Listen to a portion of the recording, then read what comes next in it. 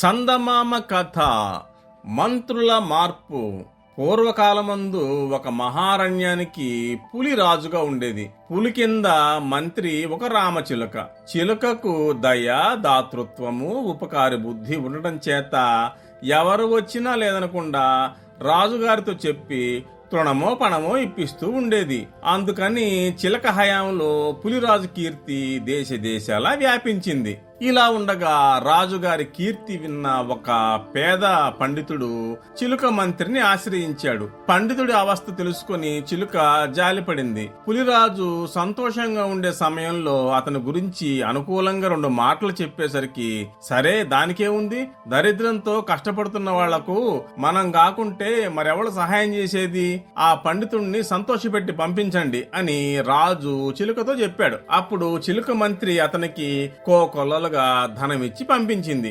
ఆ ధనం పట్టుకుపోయి పండితుడు ఏ లోపం లేకుండా కుటుంబాన్ని పోషించుకుంటున్నాడు. కానీ కొంతకాలం అయ్యేసరికి ద్రవ్యమంతా ఖర్చయిపోయి మళ్ళా అతను ఎప్పట్లాగా దరిద్రుడిగా తయారయ్యాడు. అయితే ఈ సమయంలో ధర్మబుద్ధి గల చిలుక మంత్రి, ఔదార్యం గల పులిరాజు జ్ఞాపకానికి వచ్చిన ఆ పండితుడు మరోసారి అరణ్యానికి బయలుదేరాడు. ఈసారి అతను పులిరాజు దివాణానికి పోయేసరికి అక్కడ చిలుక మంత్రికి బదులుగా కాకి మంత్రి కూర్చొనుంది. పండితుడు కాకి మంత్రి దగ్గరికి వెళ్లి తాను వచ్చిన పని చెప్పుకున్నాడు. పండితులను సత్కరించడం కంటే పుణ్యకార్యం మరేమిటున్నది, మిమ్మల్ని గురించి రాజుగారితో చెప్పి వస్తాను, దయచేసి అలా కూర్చోండి అని చెప్పి కాకి మంత్రి పులి దగ్గరికి వెళ్ళింది. పులిరాజా, ఇన్నాళ్లకు మళ్లీ తీరని కోరికగా నరమాంసం మనకు లభించింది. పిక్కబలిసిన బొజ్జ పండితుడు తమ దర్శనానికి రాబోతున్నాడు, అతనిని తగు విధంగా సత్కరించండి అని సలహా ఇచ్చిపోయి పండితుడిని పులి వద్ద ప్రవేశపెట్టింది. పండితుడు రాగానే పులి ఉరుములా గాండ్రించి అతని పైన ఉరకబోయింది. అప్పుడు పండితుడు హడలిపోతూ చేతులు జోడించి, ఇదేమిటి పులిరాజా ఈ విడ్డూరం, పూర్వం నేను దర్శనం చేసుకున్నప్పుడు ఎంతో దయతో ఆదరించారు, మీ ధర్మమా అని పిల్లలు మేము ఇప్పటి వరకు హాయిగా మీ పేరు చెప్పుకుని కాలక్షేపం చేశాం, ఏదో ఇప్పుడు కూడా అలాగే కటాక్షించి ఏలిన వారు సాయం చేస్తారని, దరిద్ర బాధ పోగొడతారని వచ్చి ఆశ్రయించాను. కానీ పేదవాడిని కబలించి వేస్తారని తెలిస్తే ఇంత దూరం వస్తానా అని అనేసరికి పండితుడి మీద జాలి కలిగి పులి వెనక్కి తగ్గింది. ఓహి పిచ్చి పండితుడా, పూర్వానికి ఇప్పటికి ఎంత మార్పున్నదో తెలుసుకోలేకపోయావేమయ్యా. కాలం మారింది, ధర్మం మారింది, మా ఆస్థానంలో మంత్రులు మారిపోయారు. రాజు అంటే ఏమనుకున్నావు, కాలాన్ని బట్టి మంత్రుల సలహా ప్రకారం నడుచుకుంటేనే రాజుకి రోజులు వెళ్తాయి. నిరుడు ఉండిన మంత్రుల సలహా ప్రకారం నీకు సత్కారం జరిగింది. ఇప్పటి మంత్రుల సలహాను పుచ్చుకొని నేను ఇలా చేయవలసి వచ్చింది. అయినప్పటికీ నువ్వు లోగడ మా సొమ్ము తిని ఉండడం చేత నీకు మాకు సంబంధం ఏర్పడి ఉన్నది కనుక నిన్ను కరుణించి వదిలేయటమే ఇప్పట్లో గొప్ప సత్కారం అన్నమాట. ఆలస్యం చేయక రెండవ కంటికి తెలియకుండా పారిపో అనేసరికి బతుకు జీవుడా అనుకుని పండితుడు పరుగిచ్చుకొని ఇల్లు చేరుకున్నాడు. ఈసారి భర్త ఏ మూట తెస్తాడోనని ఆత్రంగా చూస్తున్న పండితుడి భార్యకు ఈ సంగతి సందర్భాలు తెలియగానే ఆమె గుండె నీరైపోయింది. ఇంకా నయం, పులిగారి మింగేయకుండా బయటపడ్డాను, అదే 10,000, బతుకుంటే బలుసాకు ఏరుకొని తినవచ్చు, మంచి మంత్రులు ఉండే మరొక రాజును ఆశ్రయించవచ్చు అని ఆమె భర్తకు గండం తప్పించినందుకు 3,000,000 దేవతలకు మొక్కుకున్నది. చందమామ కథ. వనలక్ష్మి. అనగనగా ప్రసన్న అనే అందాల బాలిక ఉండేది. ఆమె చాలా చురుకైనది. ఆ పిల్ల సముద్రపు ఒడ్డున నాగకన్యలతో ఆడుకునేది. ఆమె తల్లి వనలక్ష్మి. భూలోకంలో వనలక్ష్మి పండు అంటే పంటలు పండుతాయి, లేకుంటే లేదు, పూయి అంటేనే పువ్వులు పోస్తాయి, లేకపోతే లేదు. అందుకనే ఆమె పేరు వనలక్ష్మి.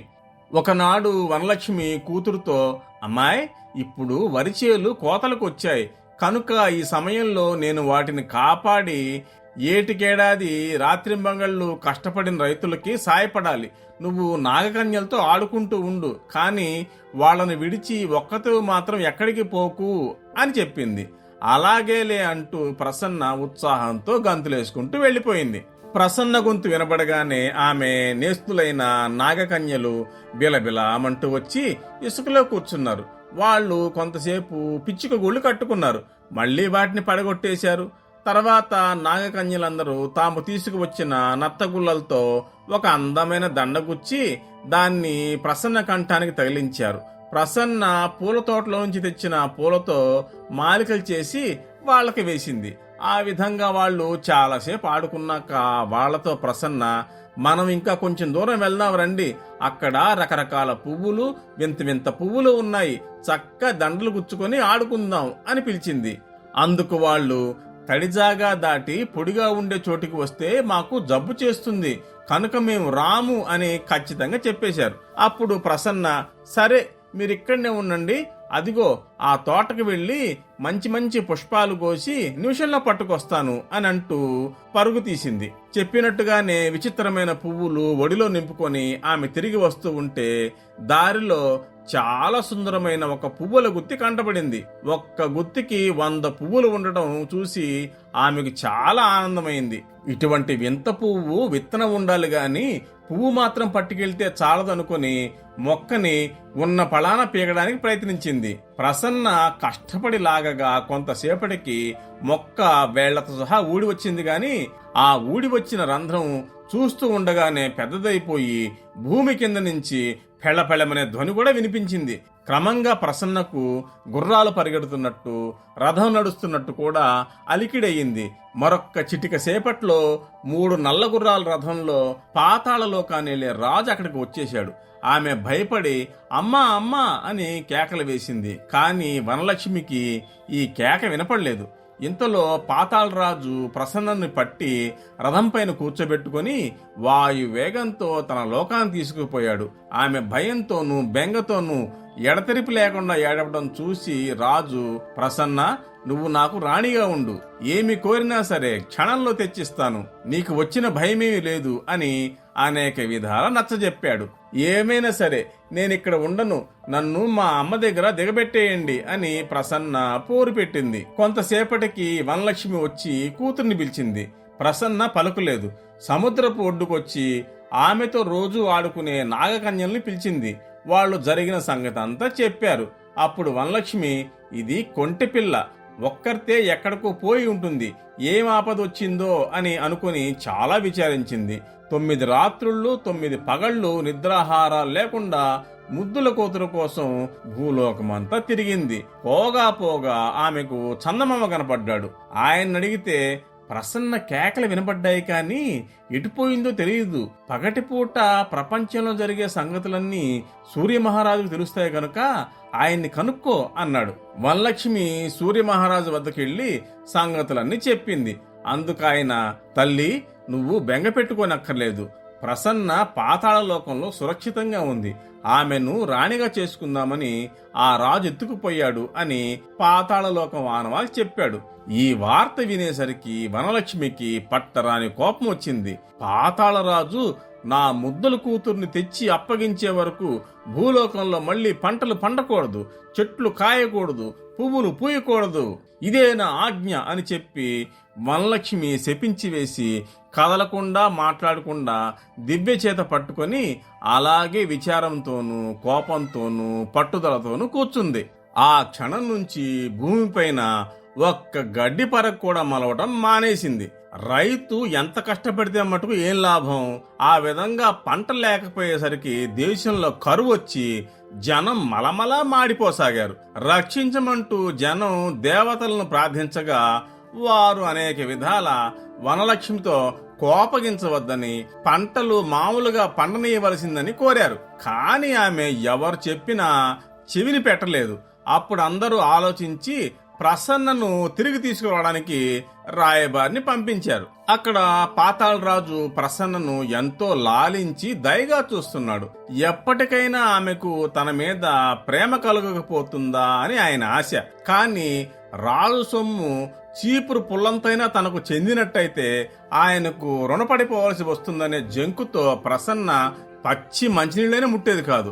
ఎంతో విలువైనవి, అపురూపమైనవి తినుబండారాలు ప్రత్యేకంగా తయారు చేయించి, ప్రసన్న ఇప్పటి వరకు నువ్వు ఒక్క కణమైనా కొరక్కపోవడం బాగోలేదు, ఇవిగో ఇవి తిను, నాకు సంతోషంగా ఉంటుంది అని ఆమె ముందు ఉంచాడు. నాకివేమీ వద్దు, మా అమ్మ తోటలో పండు కావాలి, నన్ను తీసుకుపోయి భూలోకంలో వదిలేయండి కోరింది. అలా కాదు, మీ తోటలో పళ్ళు నేనే ఇక్కడ తెప్పిస్తాను అంటూ ఈ పని మీద అనేక మంది భటులను పంపించాడు. అంతమంది భటులు వెళ్లి భూలోకం అంతా వెతికి ఒక్క ఎండిపోయిన దానిమ్మ పండు పట్టుకురాగలిగారు. ఆ పండు చూడగానే ఆకలితో ఉన్న ప్రసన్న ఇక తప్పదనుకొని అందులోవి 6 గింజలు తీసుకుని నోట్లో వేసుకుని చప్పరించింది. ఇంతలో ప్రజలు పంపిన రాయబారి కోటలోకి వచ్చి ప్రసన్నను తల్లి వద్దకు రమ్మన్నాడు. తన చేతిలో ఉన్న దానిమ్మ పండు వైపు చూసి తొందరపడి 6 గింజలు నోట్లో వేసుకున్నందుకు ఆమె విచారించింది. ఆమె ఆ గింజలు తినడం చూసి పాతాళ రాజు సంతోషించాడు. సరే ప్రసన్న, నీకంతగా వెళ్లిపోవాలని ఉంటే వెళ్లిపోవచ్చు, కానీ నా రాజ్యంలో 6 దానిమ్మ గింజలు తిన్నావు కనుక ఏడాదిలో 6 నెలలు ఇక్కడికి వచ్చి నాతో పాటు ఉండాలి అన్నాడు. సరేనని ప్రసన్న రాయబారి వెంబడి వెళ్లిపోయింది. ప్రసన్న తల్లిని చూడగానే ఆమె ఒడిలో దూరిపోయింది. కూతురు కంటపడగానే వనలక్ష్మికి కోపమంతా మాయమైపోయింది. ఆమె పెట్టిన శాపం వెంటనే తీసివేసింది. తక్షణమే భూలోకమంతా కన్నుల వైకుంఠంగా పచ్చని పైరులతో అందమైన పువ్వులతో మళ్లీ కళకళలాడింది. పాతాళరాజు పెట్టిన షరతు విని వనలక్ష్మికి కోపం వచ్చింది. కాని ప్రసన్న, అమ్మా, ఇందుకోసం నువ్వు బెంగ పెట్టుకోవద్దు, ఆయన చాలా దయకలవాడు, నాకు ఏ లోపమూ చేయలేదు అని చెప్పేసరికి వనలక్ష్మి ఆ మాటకు ఒప్పుకుంది.